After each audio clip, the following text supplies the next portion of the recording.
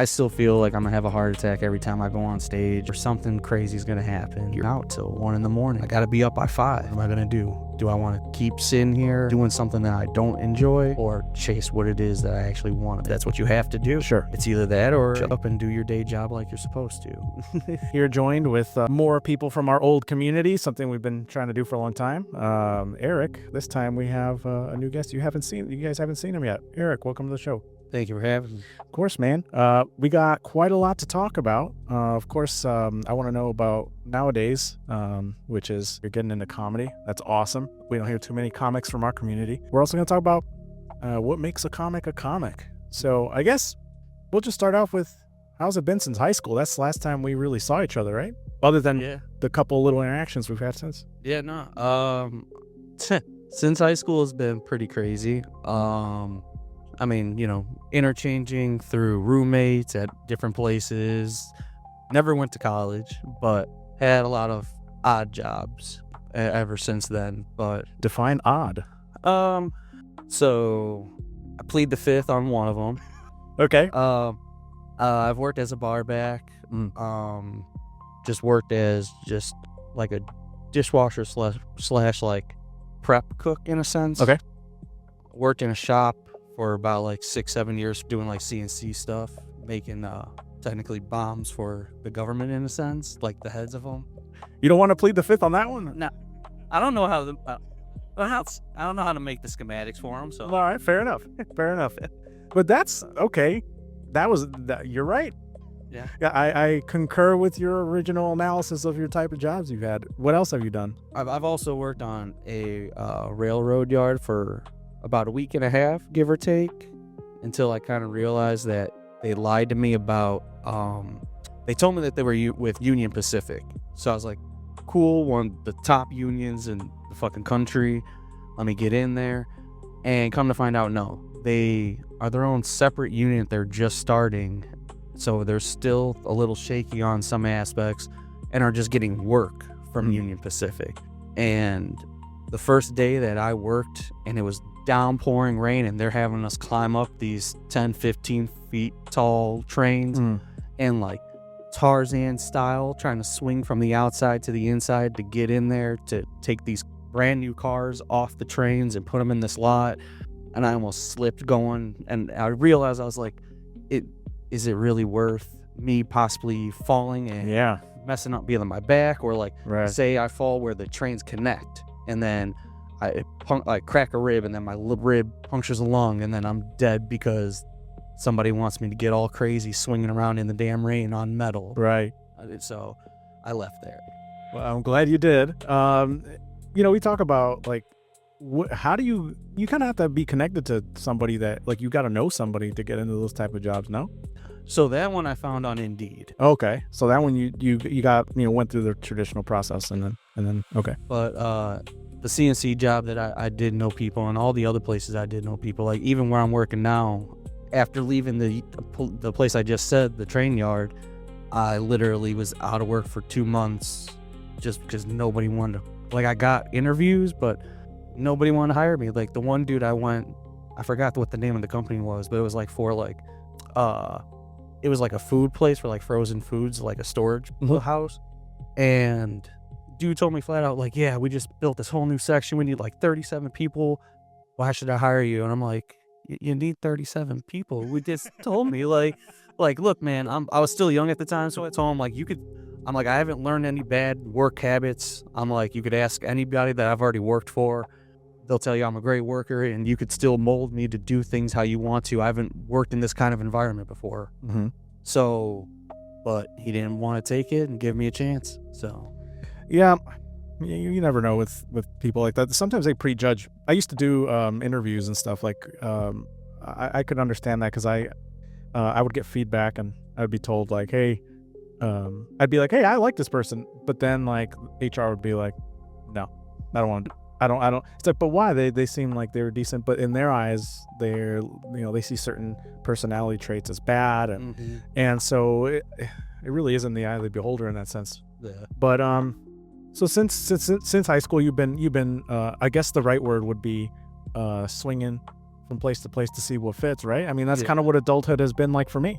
Oh yeah, well that's the thing is like, even in high school, I remember talking to the counselor and being like, nothing intrigues me enough to want to take out a loan from a bank to go into college where now I'm in debt for something that I don't even know if I really want to be there for. Yeah. So it was kind of just one of those things where I was like, well, it's sink and float kind of situation. Like, I'm gonna take this chance on myself. Hopefully something clicks for me, and luckily, it took a little bit of time, but I think I found what finally clicks for me. Yeah. And we'll get into the comedy scene, but I got to be honest too on my opinion, because I always knew who you were. I knew like, hey, he's a chill guy, but I didn't really know you. No. Like, we didn't really we had some classes together at some point, right? But you always seemed like the quiet guy, the guy that's keeps to himself, doesn't say much. He's a cool guy, but you don't hear much from him. No. How does a guy like that, right? Like, were you always quiet throughout your life, and then suddenly you decided something urged you to get out there, or what? Yeah, for the most part, I've always been quiet just because like I moved around a lot as a kid, just not always far and sometimes far, where I never, in my mind, I always just like, well, what's the point of getting close to somebody and like making too many connections if I know I'm going to possibly leave and maybe never see them again. So I always kind of stay reserved, and also learned at the same time, like, I guess you could say, don't shut people out completely, which is why like I've always been cool with any kind of clique, I guess you could say. So, because I got a nerdy side, I've never been on a professional like sports team or anything, like Sure. schools or anything or afterwards, but always was down to play something, like just messing around with people. Right.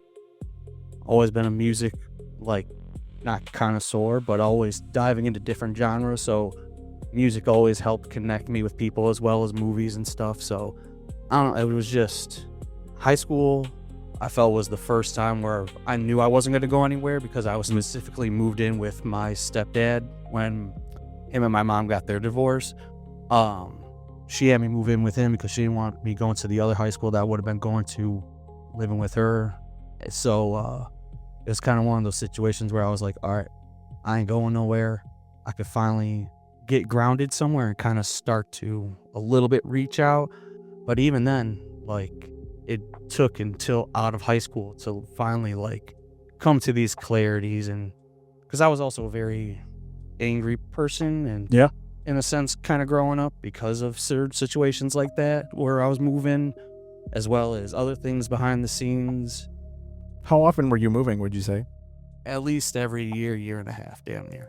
What do you think from your perspective? If you don't want to talk about it, you can always say you don't want to talk about it. That's fine. But when you did move, did you ever know why? So sometimes we would be staying with just family members. So, my mom and dad didn't want to be burned on them, so we'd move from there. Other times it was just something would happen where either one of my parents lost a job, or the rent was just going up in general, so just had to move. Or at one point, my mom and dad were still together, but they weren't together, if that makes sense. Yeah. So they were seeing other people, so we had moved with my mom to Florida, or not Florida, Washington for a little bit at one point. And yeah, it was always just something random, dude. Like at one point, my house caught on fire. Jeez. So yeah, it was, yeah. Were you in the house for that? Oh yeah, dude, that was What? wild. I need to ask. What happened? So my mom was at work. She, for years, was a manager at Supercuts. So Okay. she left my grandma basically to watch me and my sister, because she lived in the basement. And while my dad was working on my mom's van with an old family friend now. Why do you put air quotes on that? Because after this, he tried to sue us and a couple of other things. But, Okay. So, but my dad was working on the car, and they were doing an oil change and something else. And basically we had a deep freezer, and something happened where there was a malfunction from the power cord to the outlet, and sparks flew, and just somehow ignition happened. And next thing I know, the doors flying open from the garage while we're all in the basement, and smoke just billowing out. I see a figure run up the stairs, but we don't know what the hell's going on. So we all just kind of, they teach you, and as a kid, just drop down so that way you're not inhaling the smoke. And I have asthma, so that was the first thing I did. Right. And next thing I know, my dad's grabbing us, pushing us through the basement window, and as I'm walking across the grass to go to the neighbors, I see our family friend, and he's fucking burnt like a marshmallow. Just Wow. walking, just chunks coming off him. It was Oh, no way. Yeah. It was that bad? Oh, dude, yeah. It was intense. Wow. So yeah, after that we had to live in a motel for a few months and stuff. So Okay. It's making sense to me, man. No, that is such a crazy experience. How old were you? I think that happened in like second grade or something like that. Oh my So, God, dude. What is going on through your head? Do you remember? well, all that I was thinking was, what the hell is going on? Right, yeah. But yeah, no, I mean, honestly, at that time, like, all I was thinking was just, where am I gonna live? Yeah, what next, right? Yeah. And for me as a kid, that was a lot of what happened, because my childhood was pretty chaotic too. Moving around a lot was something that happened to me too. So as a kid, I have a distinct memory of just wondering what was next. Like, what am I going to do next? Where am I going to be next? So moving around for me was pretty disorienting. Like I felt very out of place many times. Like I was in different schools. I was in Mexico for a little while. Then I was back in the U.S. and back in Mexico. Same thing. Kind of in a relationship, kind of not. Like we're gonna try being back together, then not, then try again, then not. And so that kind of thing was a thing for me too. So for me, I can understand the confusion. So there was a lot of confusion for me. Yeah. Of feeling like out of place for a while, and then not, and then you're just starting to get used to things, and then it goes then it's like crazy again, and I don't know anybody again. So for you, all that moving around, what kind of effect did it have on you as you got into these new environments? So for years, I never memorized phone numbers. I never memorized addresses. So my parents thought there was something wrong with me, because like as far as my memorization skills go. Yeah. Because they're like, well, why won't you? I'm like, because what is the point? Like, I'm sorry to laugh, but that sucks. That's your reality, right? Like that as a kid, you're just like, your brain just gave up because it's going to be different. Yeah. By the time I memorize it. Exactly. Wow. And so then, around what time did it become more stable? Around high school? Is that what you said? Yeah. Well, that's the thing. So, Whoops. for most of my life, we lived in apartments, and then things would happen where we somehow would get into a house. So, like, by some miracle, after the whole incident with the house fire, we were in an apartment for like another couple of years, and then we got this house in Orland. And then from there, we jumped from Orland. My stepdad's dad, my grandfather, passed away. He came into some money, so then he actually bought a house in Tinley. So we thought that was going to be the first actual grounding after all the chaos after the fire. We were like, okay, we're officially established, where that was the goal where we were trying to get to. And then 2 years later, the divorce happened. Right. So, and then again, like when I moved in with my mom after the divorce, I was in middle school thinking, okay, cool, maybe this will be the grounding. I'll go to middle school. I'll have all these friends from middle school through high school. And again, because the high school I would have been going to, Cremoni, they had made budget cuts and were cramming more kids into classes without having textbooks and all these other things. So my mom was like, all right, we need to get you somewhere better. So that's why I moved in with my dad. And that's when, officially, that was finally a grounding. And in that time frame, how often were you seeing your mom, and even your dad for that matter? So while I was in high school, or after the divorce? So after the divorce, so I lived with my mom and then would see my dad on the weekend. But then it was weird because I also so my dad, who raised me and got the divorce, I would go see him, but then other weekends I also saw my biological father and with my brothers and my other little sister and stuff. So it was like one of those kind of situations where I would teeter-totter between 3 places, and then I would also go stay at my grandma's or, So even when you had stability, you had instability. yeah. In some sense, because you're moving around still. Technically, you live at a certain address, whether it's with your mom, right? Or when you're with your dad. But even though you technically have an address that probably got put into school and that's technically your address, you're still moving around. Yeah. So you just mentioned you had some siblings. Mhm. Where do you fall in that line? How many are there? Oh, I'm the oldest so I got 5 brothers and 2 sisters.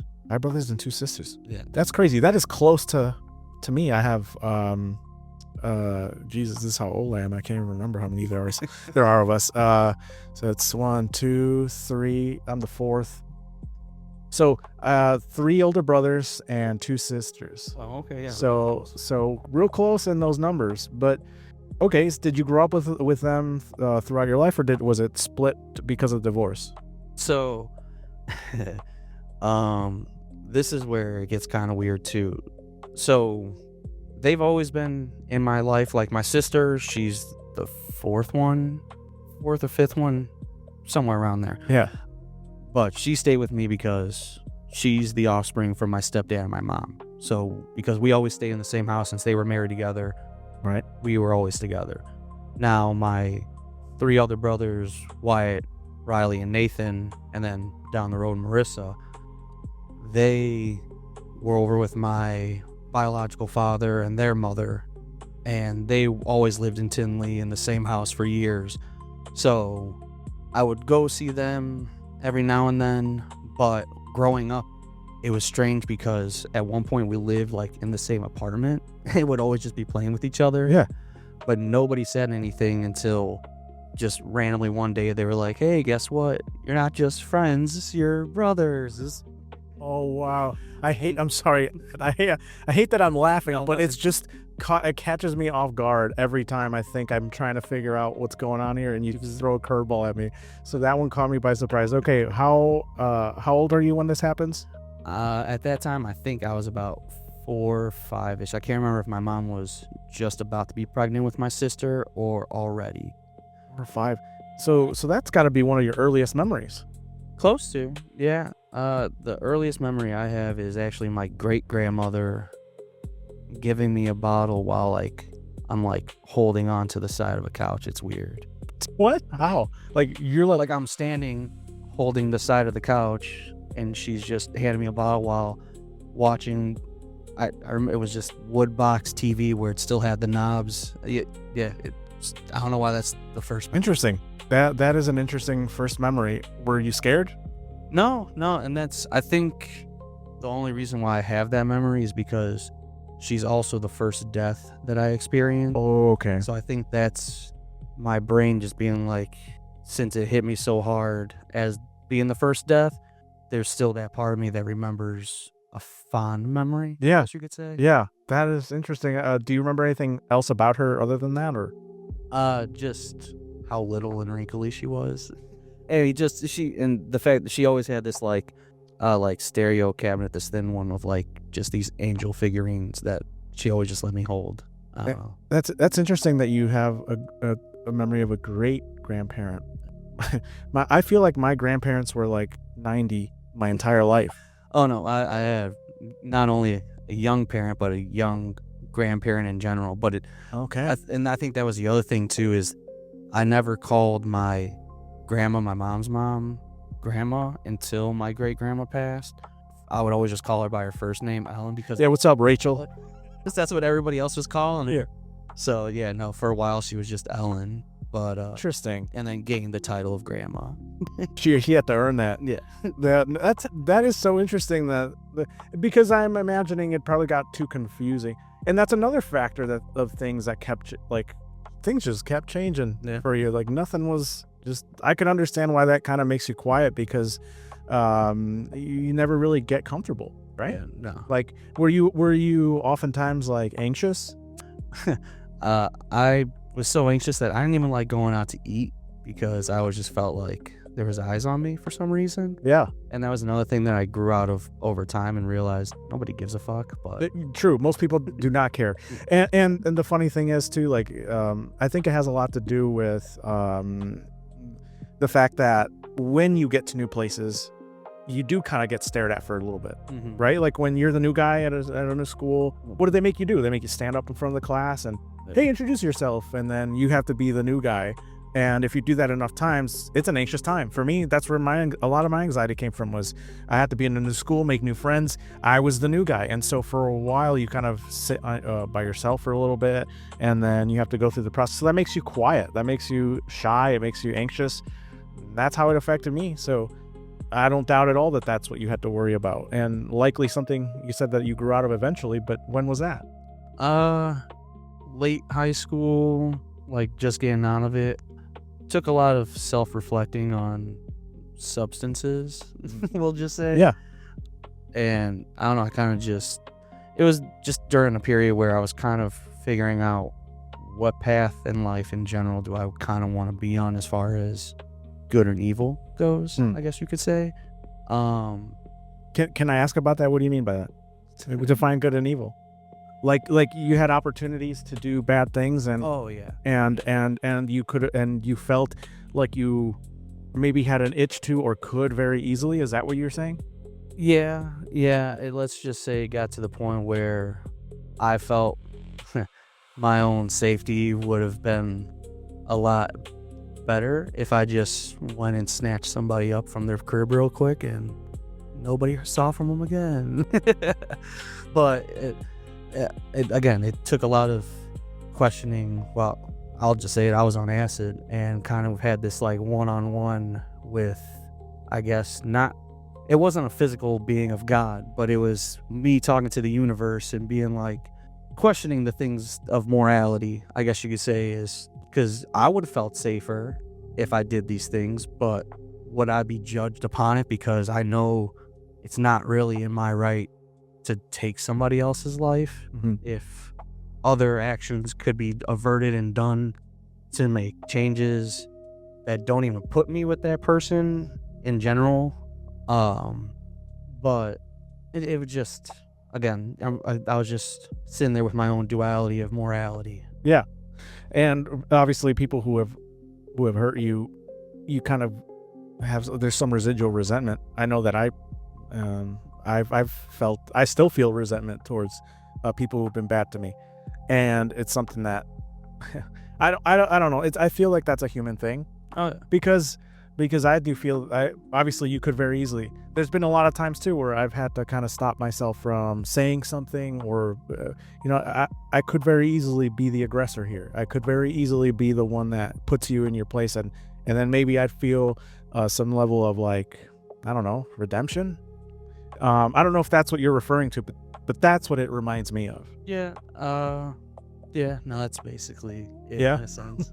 Yeah. And so, if I may ask, you don't have to tell me. I respect that if you want to keep that private. But who mistreated you like that? A lot of different people who I considered friends that I would do anything for, and somehow betrayed my trust in a sense. Okay. And so, may I ask, what is at this point when your parents split up and all that? How did you see your parents at that point? As far as, like, were you angry towards them? Were you confused by them? Part of me was happy. Really? I mean, look, when you grow up hearing your mom yell at your dad talking about, let me smell your think some other bitches on it, and then you see just destruction around the house of things getting broken and people storming off in the middle of the night, going and sleeping in other places, you kind of wonder, well, why even postpone it this long? Yeah. And, don't get me wrong, there was also part of me where it was like, it sucks to have to come to the conclusion, like, oh, it's over now. Because there was always that part of me where I was like, all right, they'll do their thing, they'll get back together. Right, because that's what you were used to. Yeah. And so, I don't know, things got a little dark. That was the one and only time suicide came across on my mind. Well, not on my mind, but I attempted it. But a lot of other things play into that, just because, like, with me growing up in 2-3 different households, in a sense, I always kind of felt like, yeah, I was welcomed to, like, family parties and stuff like that. But then, like, for my stepdad's side, there was a while there where I questioned, is it that they were nice to me because I'm just related through the marriage, and do they really care? Or, like, craziness drama-wise happened between my biological father and family member from my mom's side, and I got kind of put in the middle of it, where I was kind of questioned about why I didn't say nothing, and so I kind of got outcasted in a little bit in that sense. Do you feel like blame was shifted to you? A little, yeah.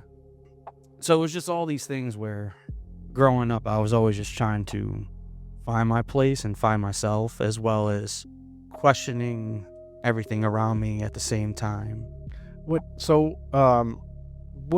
brought you to that state of, this will just be, how was it that your parents were fighting, and was it that you didn't know what was next and you were just over it? Like, what is it that brought you to that point? Yeah, I mean, just being like the point of attempting to take your life. I just felt, yeah, I was just alone. Like I said, like, I always just, like, even though, like I said, I knew I was welcome in places, I never felt fully there. And again, it could have been just something in my own head where, again, maybe it came with puberty as well, where it was like, again, you're questioning the universe and other things more often than your kid mind would. Because, I mean, even for me, I lost my imagination at one point, where toys didn't seem fun to me. That's another reason why, like, I got stuck in the movies, because it was the imaginative part, I guess, that I could still kind of play with, I guess. But what saved you? Me not knowing how to tie a knot. I'm so sorry. No, I'm so sorry. I shouldn't be laughing, but that is so crazy that's how it. So just by luck. Yeah. But then I kind of took it as, again, like I said, I've always been trying to look at the universe for signs of things, and I took that as a sign, as I'm here for something. It's not your time yet. Yeah. So, and then again, a lot of substance abuse made me realize that the only thing I really enjoy in this world are the friends I make and the family I do have, and making people happy in my life. And at the same time, that's also backfired on me a lot. Why do you say that? Because I've helped out family members, and it somehow ends up biting me in the ass. Like they take advantage of you? Yeah. So how does this then morph into comedy?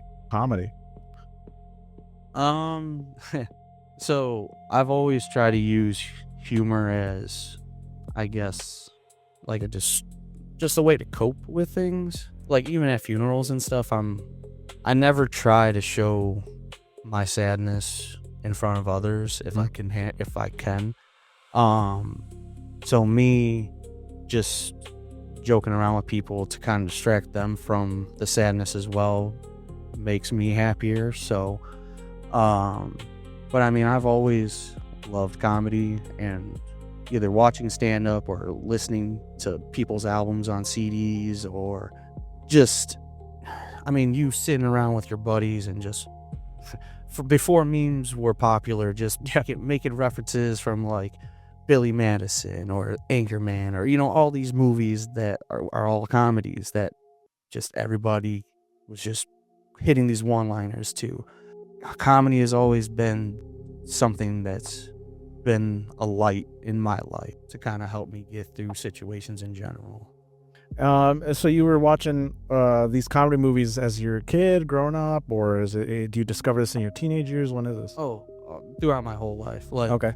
So as I mentioned earlier, I had young parents. Yeah. So my mom when she had me was 17, and then 2 months later turned 18. So, and then my stepdad, he married my mom like when he was 20, and then by 21 my sister was born. So they always had like Ace Ventura, the Cable Guy, fucking like all the Adam Sandler movies always playing. Like they always explained to me, like when it came to anything above PG, like, hey, it's just a movie, don't repeat some of these things. Yeah, right. But I always had a way more, I guess you could say, above my age level of humor than I should have. But at the same time, it also helped me connect with people. So when you were watching these movies, are you watching them alone, or are you watching them with your siblings? It would switch. I mean, I would watch them when my parents weren't working, we'd sit down as a family and watch whatever. And then, yeah, siblings. So when we lived in Florida, for example, we lived in this tin trailer. The only AC that we had was inside my parents' bedroom. The rest of the thing was just blazing hot, or you're just dying in it. Yeah. So we all slept in one room, and I hate insects. I don't know about you. Anywhere near where I sleep. Yeah. Sure, yeah. So we had infestation of cockroaches and shit. So, but to cope with it and to kind of try to make light out of the situation, there's a movie called Joe's Apartment, and the whole movie's about singing and dancing cockroaches, and it's a comedy. And so we use that as our coping mechanism for that situation in a sense. And so then let's talk about, this was recent when you started stand-up. How long ago was this that you started trying it? At the end of January this year, just kind of stumbled upon a blackboard one day and saw that Blarney Stone in Oak Forest was having an open mic thing that they just started, and I was like, I'll give it a go.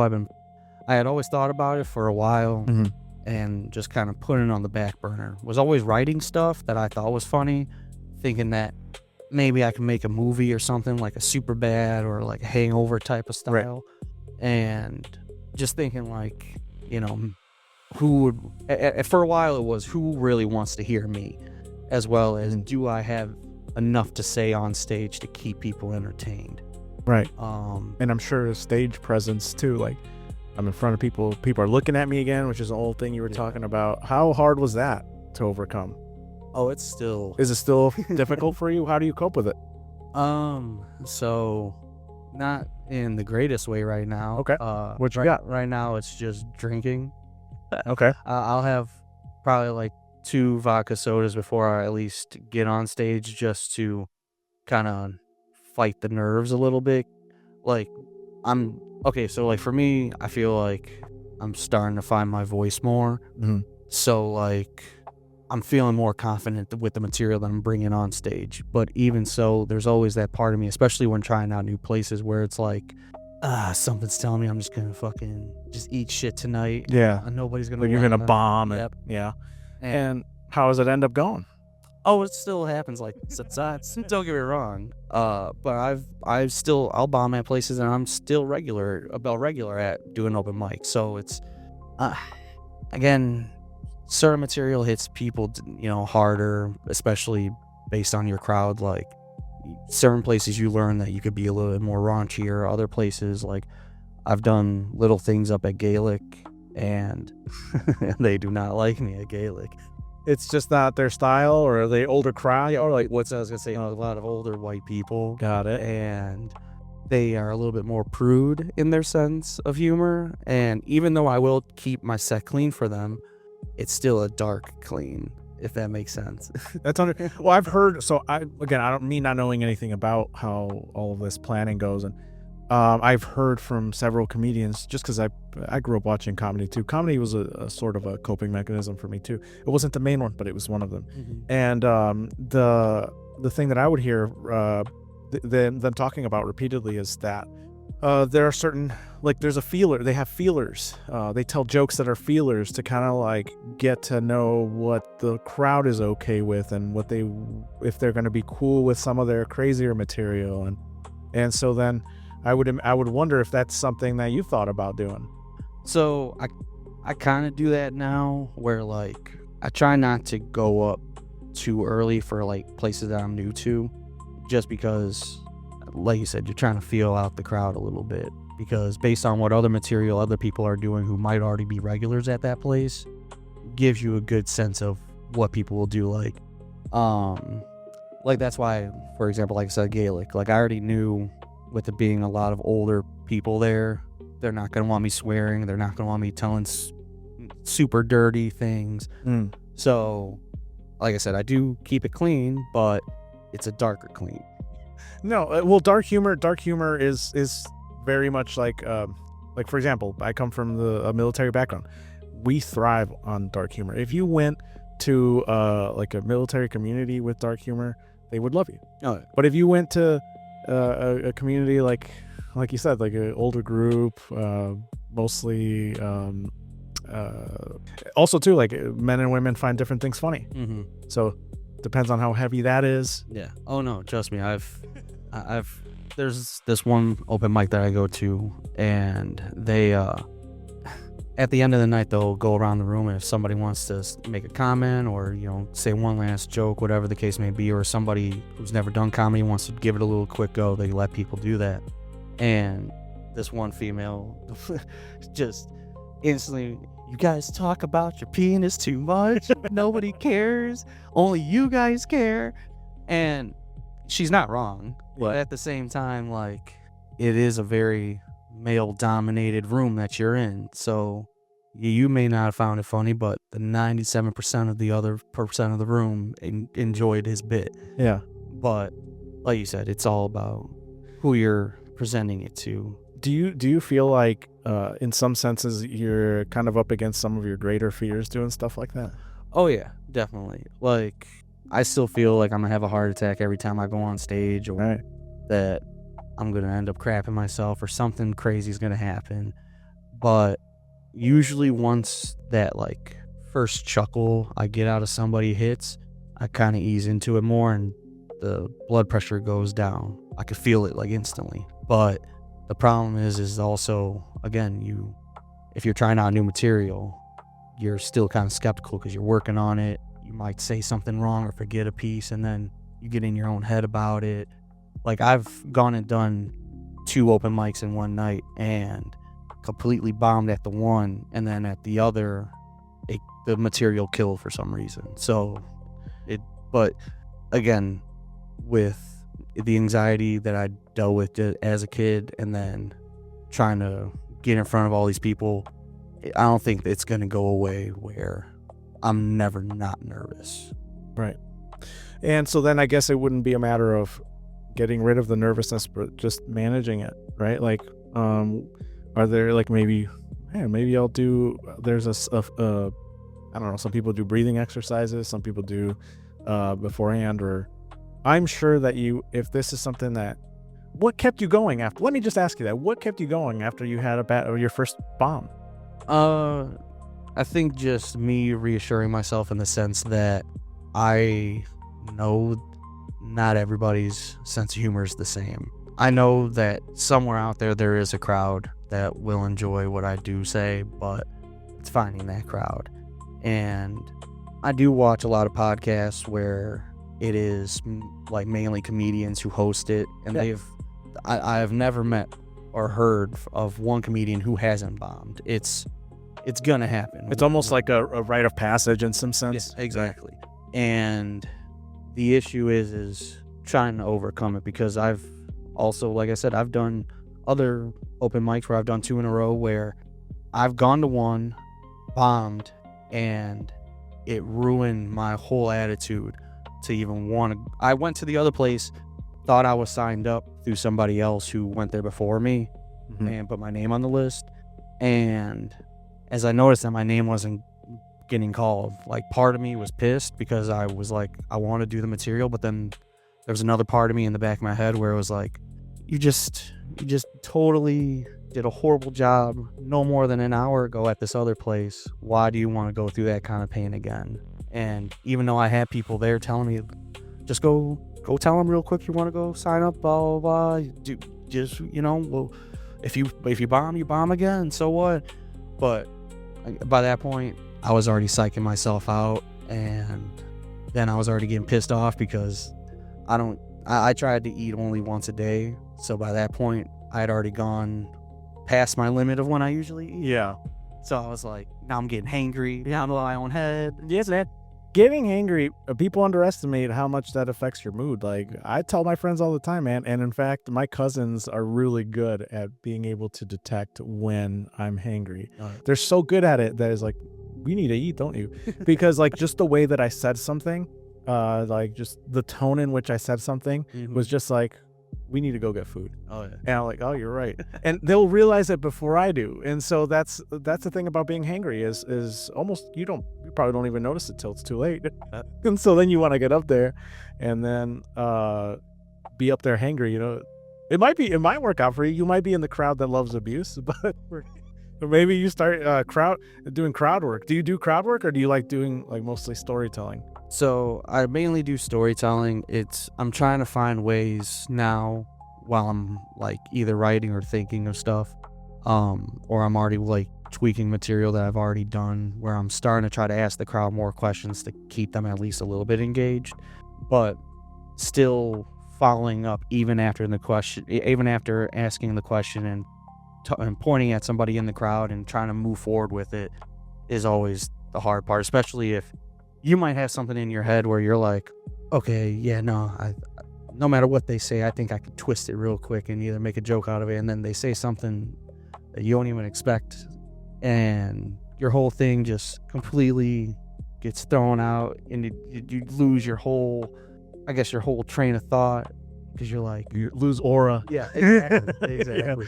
Yeah. So, but again, it's all part of the profession in itself. It's not going to come in one night. Like, I mean, I notice little things I've been doing better with, but like other people who see me at my regular spots that I go to keep telling me that they keep seeing the improvements that I've had in the last few months. But like, again, you're your worst critic one way or another. So sure.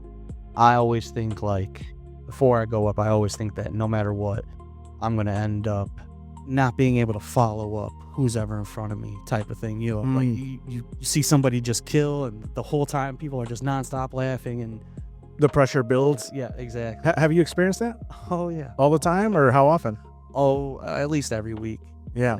And it's, again, but then at the same time, you see people go up there and you're like, oh, I know I'm fucking funnier than him. And then I bet that's a confidence booster, though. Yeah, exactly. So like I was telling you before we started rolling, I just did this roast on Thursday, the roast of Joey. And what's it called?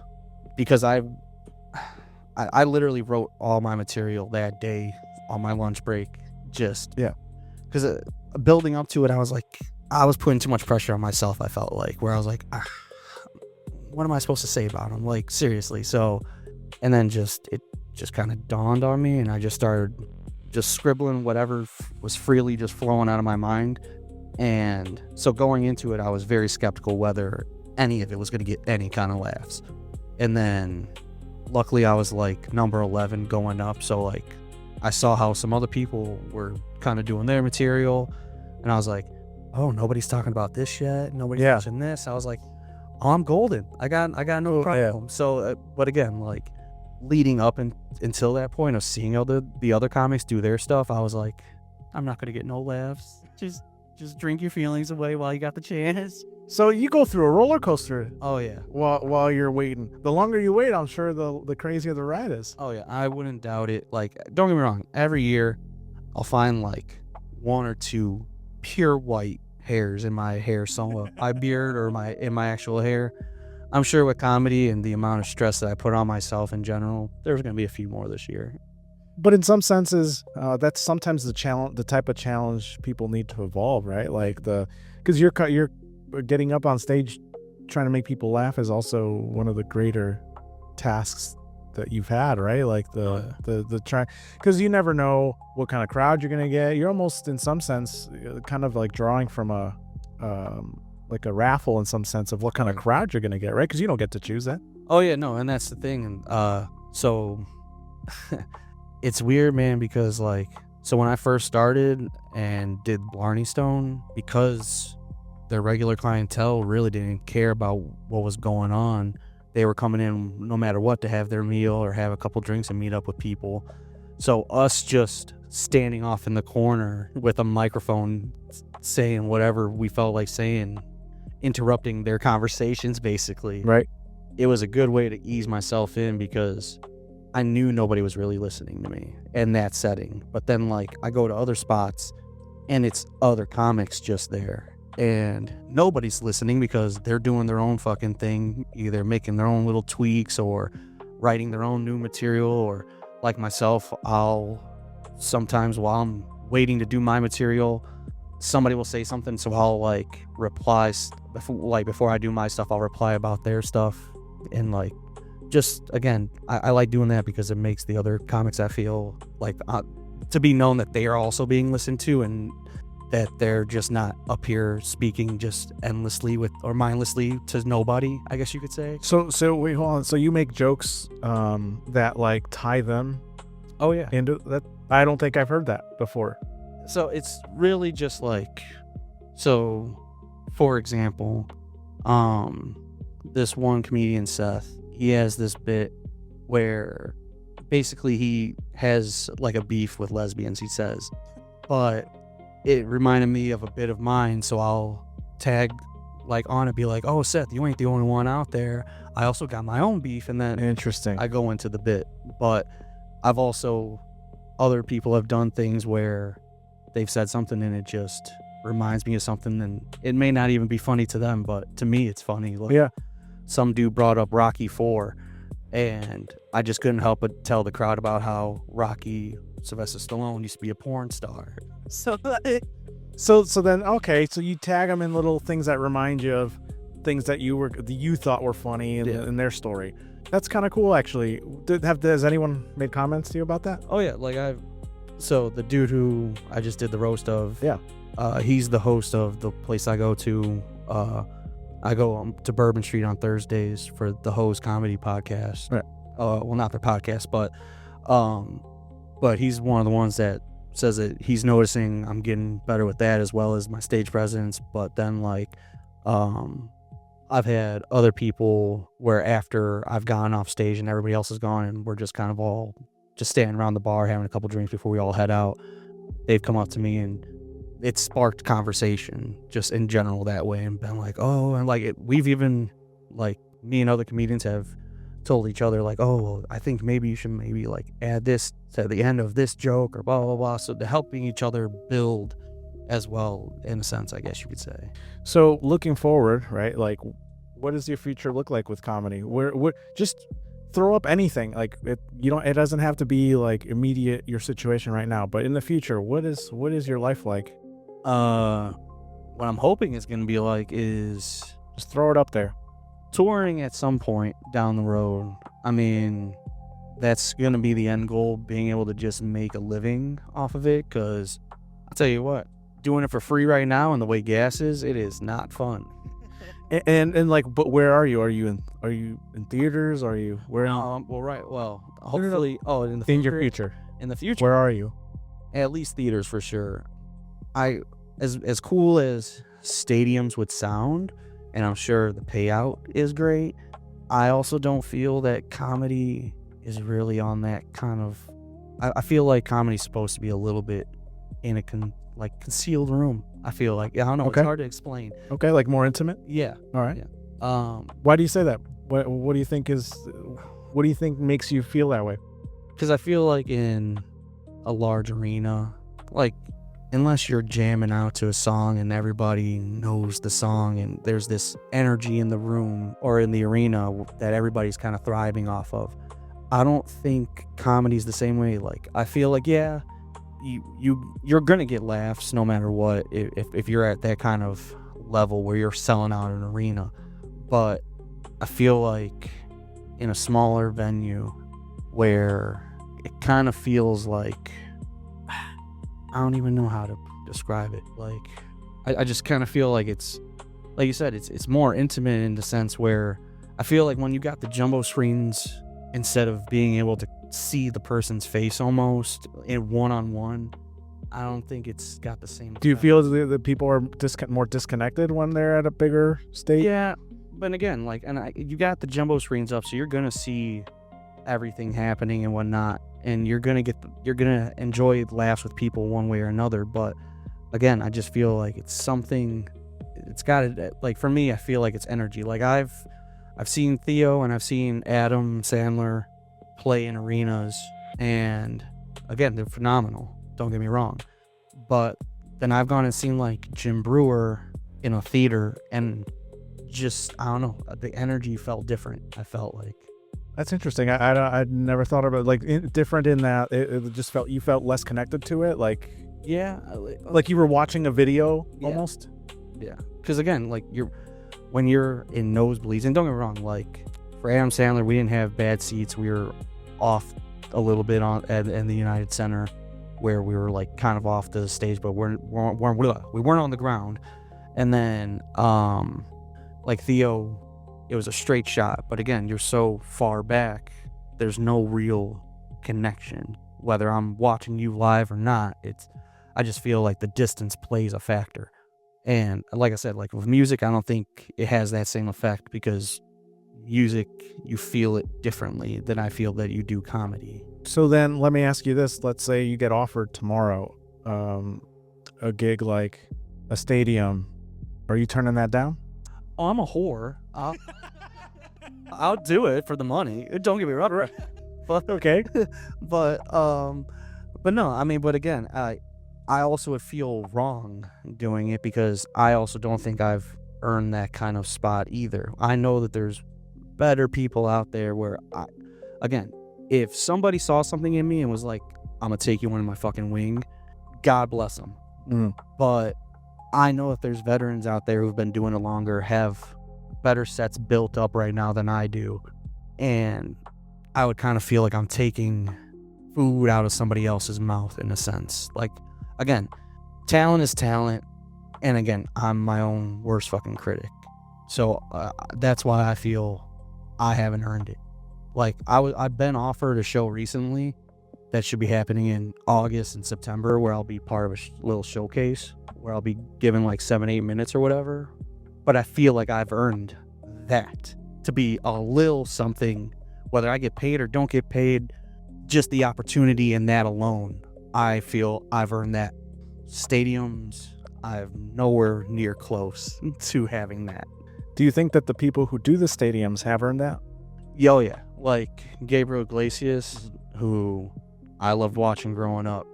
And again, he's one where I feel when you see him, because with him being bilingual and he flips between the English and Spanish because he knows that's what the crowd is, it helps keep the attention of everybody in a sense. And so he doesn't make people feel excluded. But again, and then again, with his storytelling, his impressions, he puts on enough of a performance where you're entertained one way or another. So I definitely think he's earned it. Do you think you can ever get to that point? I like to think so.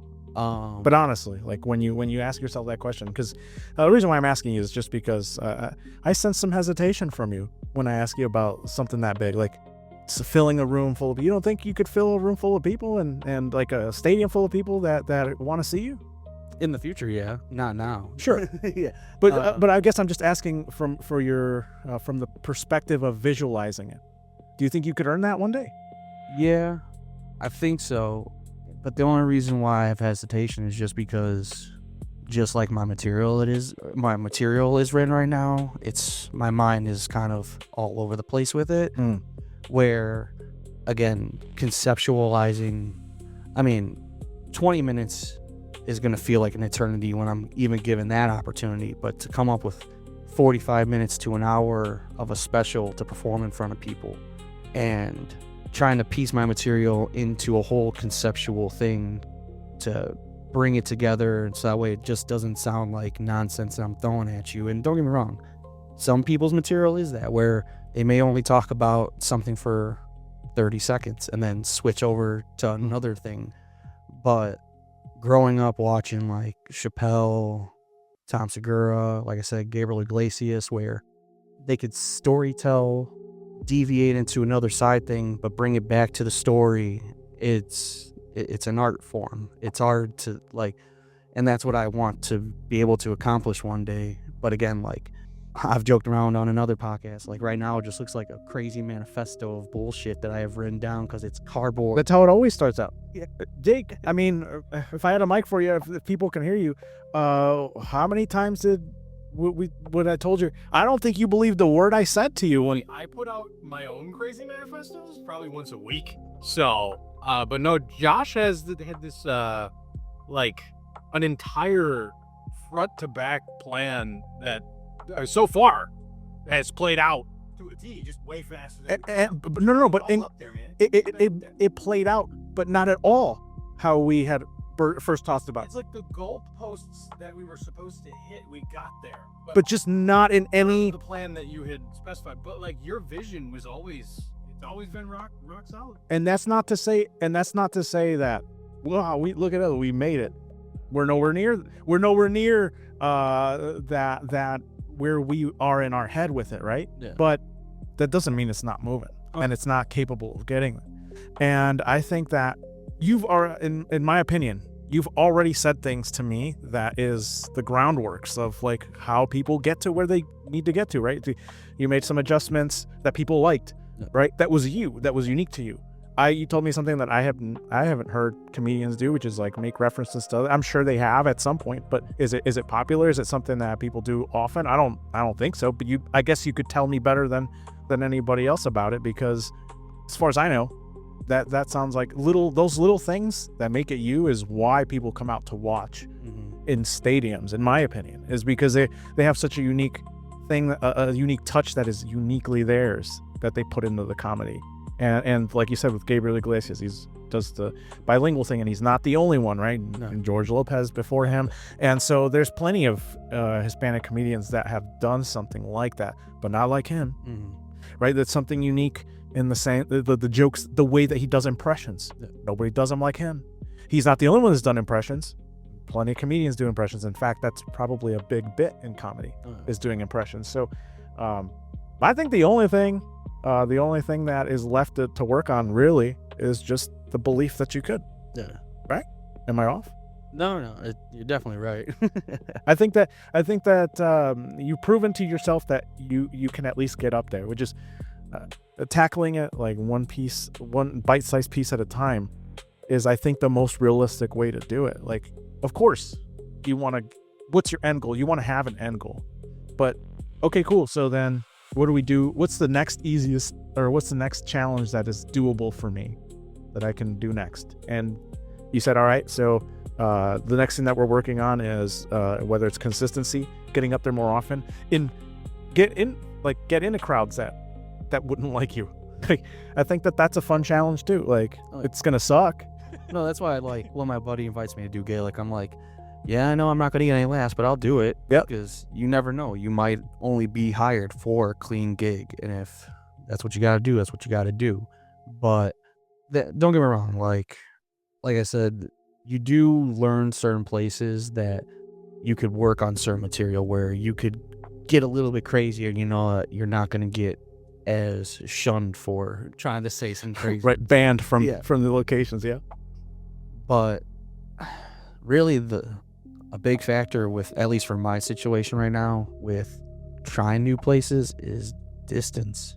It's always the hardest factor, time and distance, just because, you know, get out of work 3:30, 4:30, go home real quick to clean up, but I'm not getting home until another like 45 minutes after I get off, even to shower and then still race somewhere. It's a lot of places are on the north side and are starting like 6 o'clock, 7 o'clock, and by that time I'm maybe halfway there if I'm lucky. Yeah. So like I'm a little restricted right now with where I can be. Sure. But I mean, even down the road, I'm hoping like once my name gets out there and I could because my boss knows that I do comedy, so I don't think it'll ever be a problem if I tell him in advance, like, hey, I just got this offer. If I got to go to like Michigan or whatever, somewhere in a surrounding state and be gone for a couple of days, I think he'll be cool with it, hopefully. Yeah. But So what's the next move?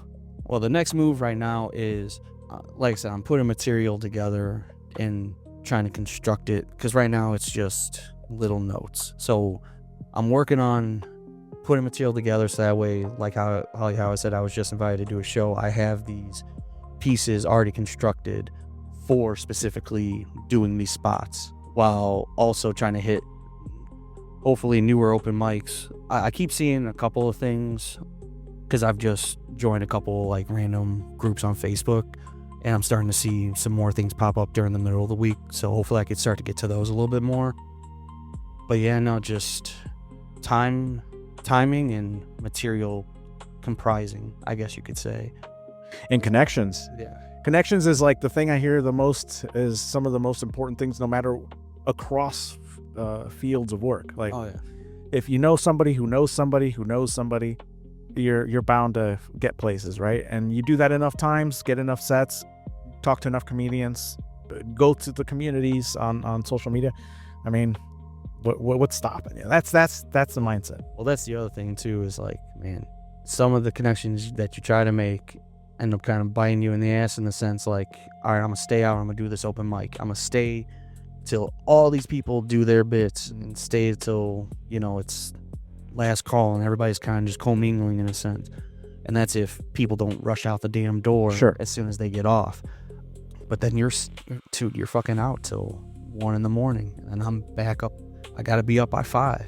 So it's like you're burning from two ends in a sense, because you're trying to keep the mind sharp, trying to write material and work on material, but then your body is just getting fucking drained because you're not getting the sleep that you need. Like I said, if I'm lucky, I eat after I go do an open mic. So for that point, I've already been drinking. Now I'm throwing food in my stomach at 1 a.m, Right. trying to pass out, and then wake up feeling like crap, because now my body's trying to digest the food as well as deal with a slight hangover. So perhaps not the best approach to No. late night comedy. No. But that's the thing, is that's what you have to do. Sure. It's either that or you shut the fuck up and do your day job like you're supposed to. Yeah, I think that there's, as they say, there's more than one way to build a building, or you know, it just, I think that the challenge is going to be for you is, A, what are you willing to do it, and B, what adaptations do you need to make it possible? Because I think obviously everybody, everything's going to be uniquely challenging to you. Oh yeah. Like I will never be able to put myself in your shoes completely. Like, even if we've had similar experiences and all that stuff, only you know what that's like. Only you know what it's like for you specifically, you know, with your working your job and what you do and all the responsibilities you have, right? But at the end of the day, it's just I think that it has a lot to do too with your belief. Oh, And self-belief is, I think, the most important part of it. It's the most important ingredient, right? Like, if I don't believe I can make it, then who will? oh yeah, no. I mean, you have to have some belief in yourself, especially to get into this kind of fucking Yeah, man. business. But like I said, like I'm also a very realistic person, so I know where I'm at as far as in my head, at least Sure. where I feel that I'm supposed to be at. And don't get me wrong, I completely agree that you should always try to look towards the future and already kind of picture yourself there, because some people call it manifesting, whatever you might want to call it. But I also, again, when you're trying to just deal with the day-to-day shit at the same time as chasing those goals, it's Yeah. It seems impossible. yeah.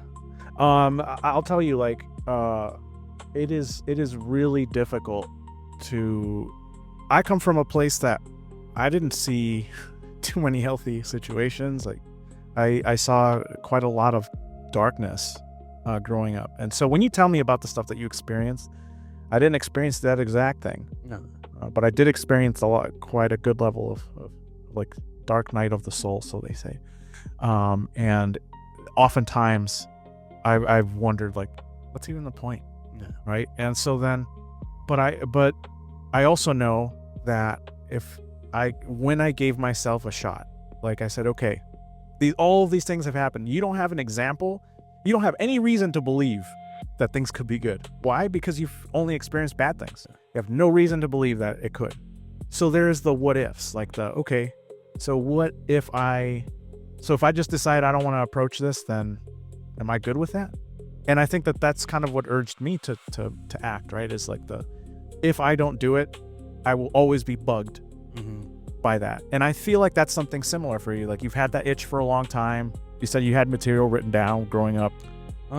Well, that's the thing, is like kind of like how I mentioned earlier, like I've always tried to help out friends and family and stuff, and as well as just even like when it got into like personal relationships and whatnot, I always seem to take my energy and put it into other things instead of focusing it on the comedy.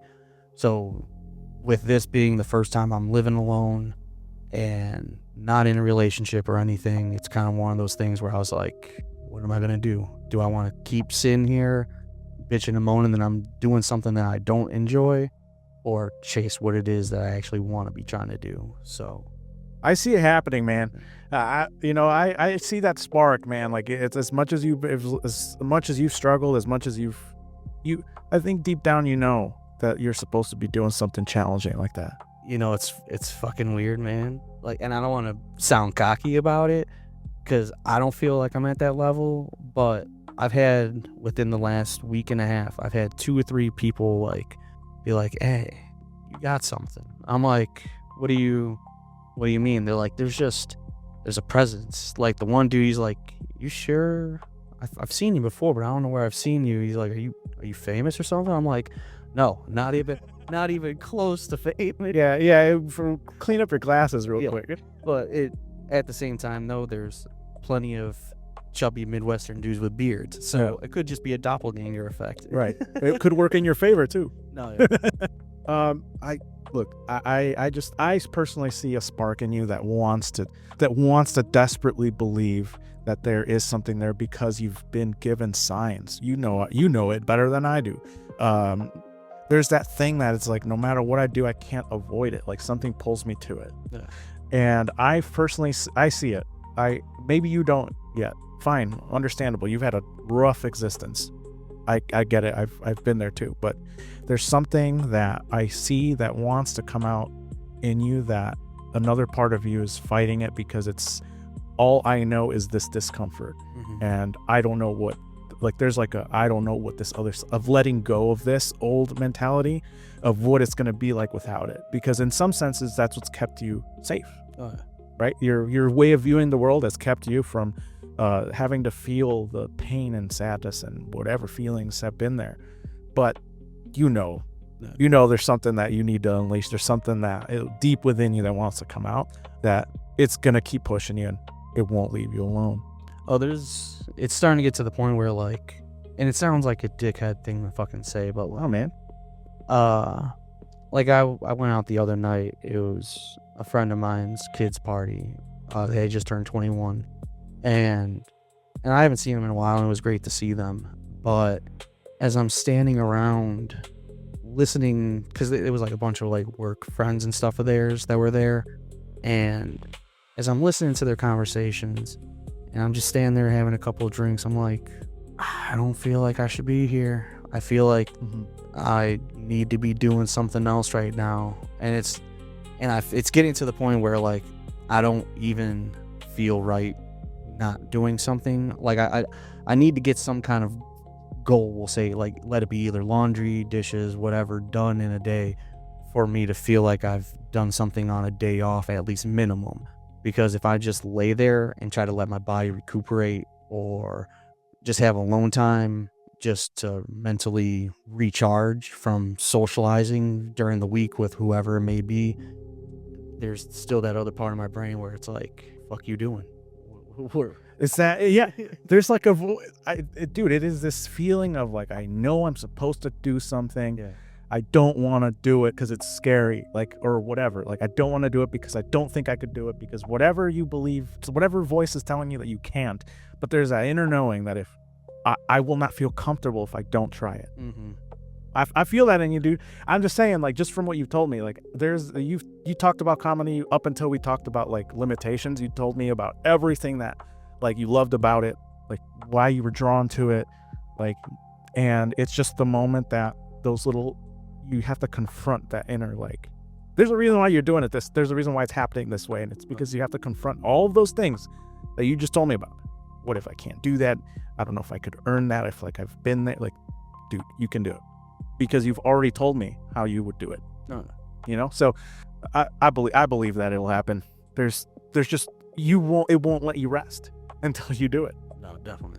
So I appreciate it. Yeah, man. So I think, and plus there's plenty of stuff to do in the meantime until you get to the point where you feel like I've talked enough, I've sorted enough of in my head out into the world, because a lot of times it's just stuffed. That's happened to me too. If I don't filter my mindset out, whether it's having conversations with friends or having guests to talk to, I will also get very like congested. I'm like, well, I need to like do something, right? And so I think that just in doing, like, working on your craft in different ways, like we talked about the podcast of doing like a nostalgia, you wanted to like do a nostalgia podcasting, like, dude, that's how you can throw in little bits for here and there. They might add to your comedy, right? Like, oh, this movie that adds a lot of pieces to you that remind you of things, right? Yeah, it's actually, I don't know if you're a big horror fan or not. It's the only kind of movies I genuinely love watching. So did you see either or both of the 28 Year Later? Yes. Okay. Yes, I did. So I that's been the latest movie that I finally got to sit down and watch fully from start to finish, because I feel like even though it's two separate movies, it's one story. Sure. But I did have to write material about that because, look, I think it was a very bold choice to be leaving those zombies naked. Yeah. And if you know what one I'm about to talk about, then could have just shot it from above the waist. Yep. Completely agreed on that. Why they chose the wider shot, who knows? No. But so the movies do play a factor sometimes, and they do help give a little bit of inspiration just as that. Because I also, from that, I have a whole bit about necrophiliacs and stuff. But yeah, no.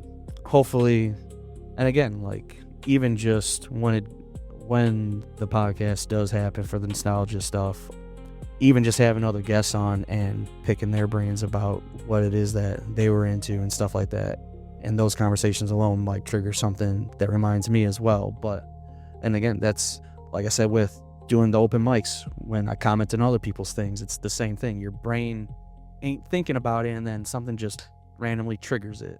Yeah, man. And don't question the way that it happens, man. Like, let it happen the way that it feels most natural to you. Like, you'll know it. Okay. It's a deep knowing of, like, this is the right move. But yeah, so no. I think, sorry to cut you off, I think that is a there is plenty to do, and I know that there will be of course many challenges that'll make you question everything. Go, why did I even bother doing all this? Like, but that's part of the course, right? Like, that's how I know I'm going down the right road, because I'm questioning everything, because I'm like, I don't know if I can I, you know. But that's the beauty of that journey, is that, like, you question yourself so many times throughout it, and then you come out the other side and go, like, man, I don't know how, but I did it. No. So I think that we have plenty more to talk about, and I want to see what you do next. I'm definitely intrigued, and I know that you're going to do it, because that voice won't let you not do it. Oh yeah. So, Erik, thanks for coming on, man. And I know we're going to be talking way more after this. So plenty more to talk about. Well, thank you for having me on. I appreciate it.